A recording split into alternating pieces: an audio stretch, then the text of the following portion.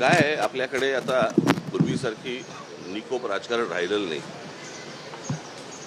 मी आता कसं आहे कोणी एकमेकांना भेटणं म्हणजे प्रत्येक वेळेला काहीतरी त्याच्याबद्दल राजकारण शोधायचं आणि त्याच्यातनं काहीतरी युत्या आघाड्या. एक तर 3 वर्षांचा निवडणूक आहेत, आता तर काही परिस्थिती तशी नाहीच आहे.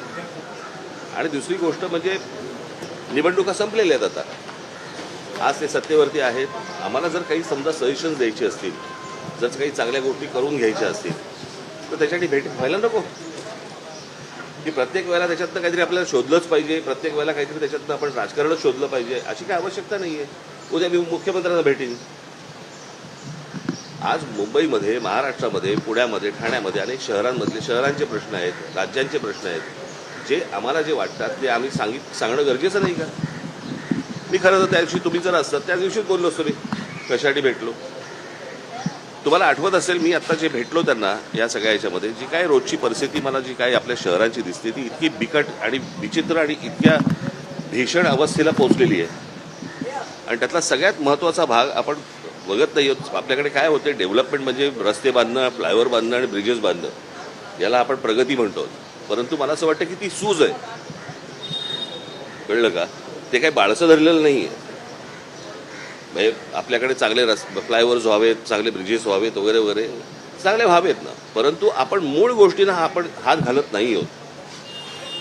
आज काय आहे, संपूर्ण मुंबईमध्ये, ठाण्यामध्ये, पुण्यामध्ये, सगळ्या शहरांमध्येच खास करून सगळीकडे रिडेव्हलपमेंट सुरू आहेत. म्हणजे जिथे एक 25 माणसं राहत होती, एक 40 माणसं राहत होती, आज तिकडे जवळपास 400 माणसं राहत आहेत. जागा तेवढीच आहे, रस्ते तेच आहेत. आणि अशा सगळ्या परिस्थितीमध्ये आज अनेकांकडे अनेक गाड्या आहेत. त्या गाड्या आज पार्किंगमध्ये न जाता आज रस्त्यावरती उभ्या राहतात. बरं, मी ह्या सगळ्या गोष्टींमध्ये नागरिक म्हणून त्याच्यामध्ये मी पण आलो. मी काही वेगळा नाही त्याच्यातनं. परंतु या सगळ्या गोष्टींना कुठेतरी एक शिस्त आली पाहिजे. आणि ह्या समजा गाड्या पार्किंगचा आज इतक्या गाड्या रजिस्टर्ड होत आहेत आपल्या प्रत्येक RTOमध्ये, त्या गाड्या रस्त्यावरती येत आहेत. लांब ठेवा आता. त्या सेन्सिटिव्ह असतात ना रे बाईक. तुमची काय चिन्ह दिसली पाहिजे याच्यासाठी चालू असतं का तुमचं? त्या गाड्या आज रस्त्यावरती येत आहेत. आज अनेक इमारतींमध्ये गाड्यांचं पार्किंग आहे. त्या पार्किंगमधल्या गाड्या आज कोणाकडे एक गाडी आहे, 2 गाड्या आहेत, त्याची तिसरी गाडी येते, चौथी गाडी येते. ती चौथी गाडी तिकडे पार्किंगला जागा नाही, ती रस्त्यावरती येते. आज रस्ते ट्रॅफिकसाठी आज तयार नाही आहेत. सगळीकडे जॅम होऊन बसलेला आहे. हा प्रत्येक शहरांचा प्रश्न आहे. आणि शहरांमध्ये येणारी जी माणसं आहेत ती थांबत नाही आहेत, गाड्या थांबत नाही आहेत. हे आपण कुठे नेणार आहोत सगळं प्रकरण? आणि आज मागे हीच गोष्ट मी मुख्यमंत्र्यांना भेटून सांगितली होती, आठवतं तुम्हाला? त्याच्यानंतर मी पत्रकार परिषद घेतली होती. तीच गोष्ट मी आता त्यांच्या कानावरती घातली. ही गोष्ट त्यांनी लगेच ताबडतोब त्या भूषण गगरांना फोन करून त्यांनी सांगितलं की काय करायला पाहिजे ते सगळं करा. आज गाड्या पार्क असतात, कुठेही गाड्या पार्क असतात.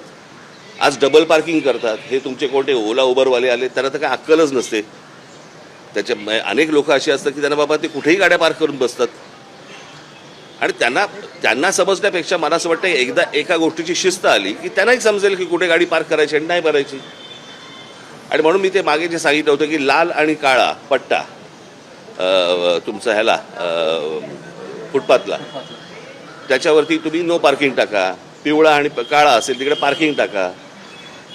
आणि त्या सगळ्या ह्याच्यामध्ये जर समजा तुम्ही त्या लोकांना काही पनिशमेंट नाही लावली किंवा बाबा तुम्ही चुकीच्या ठिकाणी पार्क केलं तर बाबा 5,000 रुपये तुम्हाला दंड बसेल किंवा डबल पार्किंग केलं तर 10,000 रुपये दंड, ही भीती जोपर्यंत येणार नाही तोपर्यंत शहरांना शिस्त येणार नाही. आणि ह्या सगळ्या गोष्टी मी त्यांच्या कानावरती घातल्या.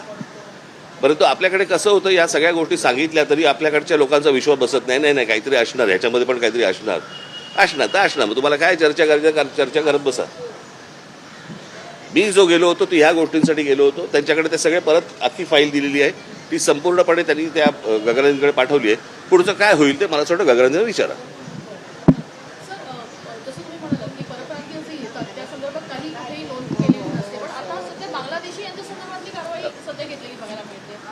प्रश्न असा आहे ना की या सगळ्या गोष्टींचा विचका झालेला आहे. आपल्याकडे कुंपणच शेत खात आहे. या सगळ्या लोकांना आधार कार्ड आणि रेशन कार्ड आणि सगळ्या गोष्टी कार्ड देणारी माणसं इथलीच आहेत ना. त्यांच्यावर कारवाई कोण करणार? माणसं येत आहेत, त्या येत आहेत त्याला तुम्ही फुल प्रूफ त्यांना अख्ख्या सगळ्या गोष्टी त्यांच्या हातामध्ये देताय. ही देणारी माणसं कोण आहेत? आपलीच माणसं आहेत ना. त्यांच्यावर कधी कारवाई होणार आहे?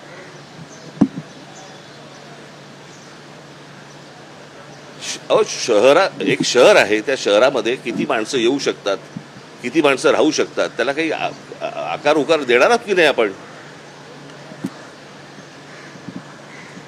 कोणी उठायचं आणि कुठेही जायचं आणि कुठच्याही शहरामध्ये राहायला सुरुवात करायची, असं होऊ नाही शकत. मला असं वाटतं या गोष्टींचा राज्य सरकारने आणि केंद्र सरकारने दोघांनी विचार केला पाहिजे. ज्यांच्याकडे आपण बघतोय की चांगली शहरं म्हणून बर्बाद होणार झालेलीच आहेत. आणि मला असं वाटतं की मी एक राज्याचा नागरिक म्हणून, एका पक्षाचा अध्यक्ष म्हणून, एक विरोधी पक्ष म्हणून मला असं वाटतं काही गोष्टी सजेशन्स हे मला असं वाटतं सत्ताधाऱ्यांना सांगणं गरजेचं आहे, देणं गरजेचं आहे. आणि त्याच्यासाठी मी यांना आत्ता नाही परत भेटीन. ह्याच्यानंतर तुम्हाला काय राजकारणाच्या चर्चा करायच्या असतील त्या तुम्ही करत बसा. मी जो गेलो होतो, आणि दुसरी गोष्ट म्हणजे ज्याला मी सुरुवात करताना सांगितलं होतं की एक निकोप राजकारण हे महाराष्ट्रामध्ये पूर्वी होतं की निवडणुका संपल्यानंतर सगळेजण एकमेकांना भेटायचे, काही बोलणं व्हायचं, काही व्हायचं. या सगळ्या गोष्टी आता संपलेल्या आहेत, बंद झालेल्या आहेत. आणि प्रत्येक गोष्ट ही तुमच्याकडे तिरस्कारानेच सगळ्या गोष्टी आपल्याकडे पाहिल्या जातात. हे असं बघून नाही चालणार. यातनं हाताला काही लागणार नाही. आणि मला असं वाटतं की विरोधी पक्षाने विरोधी पक्षाची भूमिका ही योग्य रीतीने पार पाडली पाहिजे. जे काही जिथे सरकार चुकेल तिथे ठणकावलं पाहिजे. आणि सरकारला मला असं वाटतं की, आणि हे उद्या आम्ही सरकारमध्ये असू, त्यांनी हीच गोष्ट केली पाहिजे. या पद्धतीनेच मला असं वाटतं राज्य चाललं पाहिजे. तरच लोकांच्या हाताला काहीतरी गोष्टी लागतील, अन्यथा काही लागायचं नाही. राजसाहेब, स्वीकृत नगरसेवकाबाबत ए बाबा राहू दे.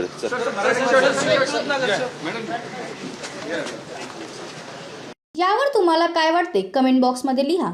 चॅनलला सबस्क्राईब केले नसेल तर नक्की सबस्क्राईब करा. जय महाराष्ट्र.